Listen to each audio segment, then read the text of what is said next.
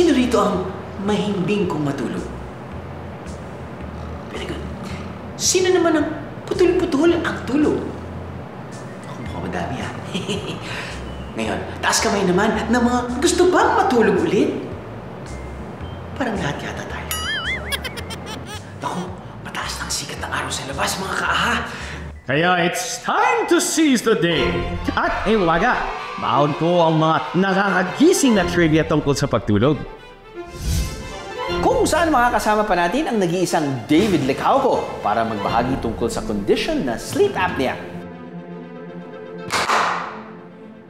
Ano, gising na ba kayo? Let's do this. Bucket list number 1. Bakit nga ba humihilik ang iba tuwing natutulog?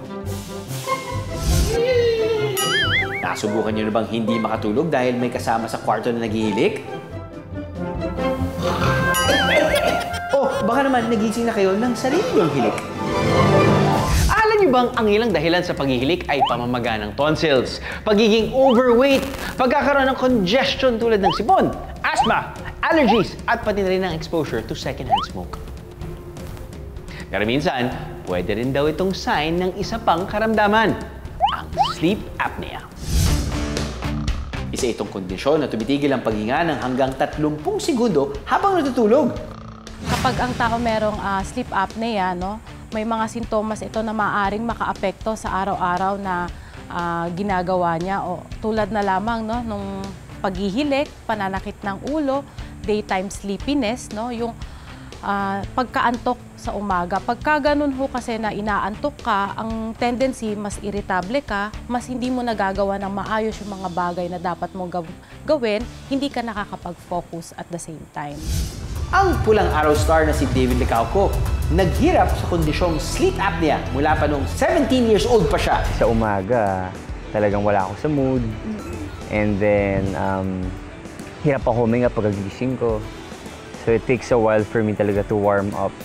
Feeling ko hindi lang din naman sa trabaho na-affect eh. Also like, pakikitungo ko sa mga tao since bad mood nga ako sa umaga, even sa afternoon. So, ayun, pasensya na kung medyo minsan mukha akong wala sa mood. Itong Abril, sumailalim si David sa isang procedure para gumaling ang kanyang sleep apnea. Ito ang radio frequency ablation o RFA. What they did was parang kinauterize nila yung other part of my nose kasi my nose has a blockage. So yung airway ko hindi siya nakakadaan. Kapag natulog ako, nag-close siya. 30 minutes lang daw tumagal ang procedure at naramdaman na kaagad ni David ang ginhawa kinaumagahan. I'm getting there. I'm getting better. I'm improving. Bukod sa RFA, kailangan din sumailalim ni David sa isa pang procedure para sa kanyang lalamunan para ma-achieve ang hayahay na sleep. Bucket list number 2. Bakit at paano nananaginip ang mga tao? Alam niyo bang may iba't ibang stages ng tulog natin? Una, ang drifting off stage na bumabagal ang paghinga, tibok ng puso, brainwaves, and eye movements. Dito rin nagre-relax ang muscles natin. Next stage, ang light sleep na patuloy naman babagal ang katawan, bababa ang ating temperature at titigil na ang eye movements. Deep sleep, ang next stage where the body repairs itself, builds tissue, bone, and muscles. At ang susunod na stage naman ay dream sleep o kilala rin bilang rapid eye movement o REM sleep. Usually 90 to 120 minutes after dozing off, bumibilis ulit ang eye movements, heart rate, paghinga, at tumataas ng konti ang blood pressure. Dito na magiging active ulit ang brain. Dahilan para managinip tayo. Bucket list number 3. Hala, nahulog! Bakit para tayong nahuhulog kapag tulog? Hindi ba't nakakainis kapag nakukuha nyo na ang tulog nyo tapos bigla kayo parang mahuhulog sa bangin? Ang tawag dito ay hypnagogic jerks o hypnic jerks. At nangyayari ito when we shift from one sleep phase into another.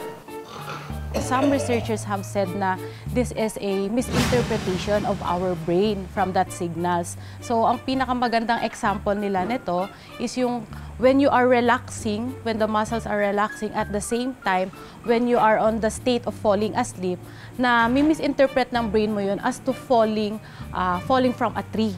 So, ang nangyayari po niyan, nagkakaroon po ng startle response yung katawan natin. Hindi naman siya nakaka-alarma or nakakabahala, pero kapag po ito ay nakaka-apekto na sa atin, for example, it causes pain, it causes sleep interruption, mas maigi kung magpapakonsulta tayo sa doktor. Ang say ng mga eksperto, ang recommended sleep ay nakadepende sa age group ng isang tao. For ages 1 to 5, 10 to 14 hours of sleep ang kailangan. Kasama ng naps. Para naman sa mga 6 to 12 years old, 9 to 12 hours ang kailangan ng tulog. 8 to 10 hours naman para sa teenagers.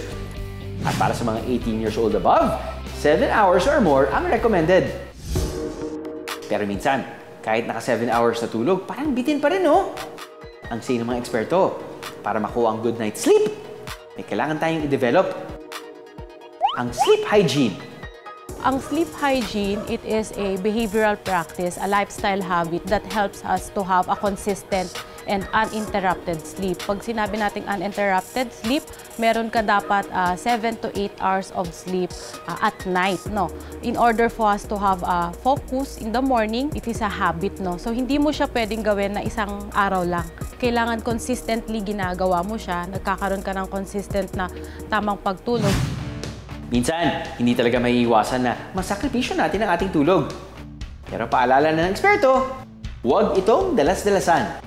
Contributory factor po siya sa iba't ibang sakit tulad na lang ng hypertension, heart diseases. Mas prone ka to have na less of focus o yung tinatawag nating mental fog or brain fog. It is had been clinically linked to mood disorders such as your depression and lack of motivation. Ang nakagigising na katotohanan, ang pagtulog ay ang ating kailangan.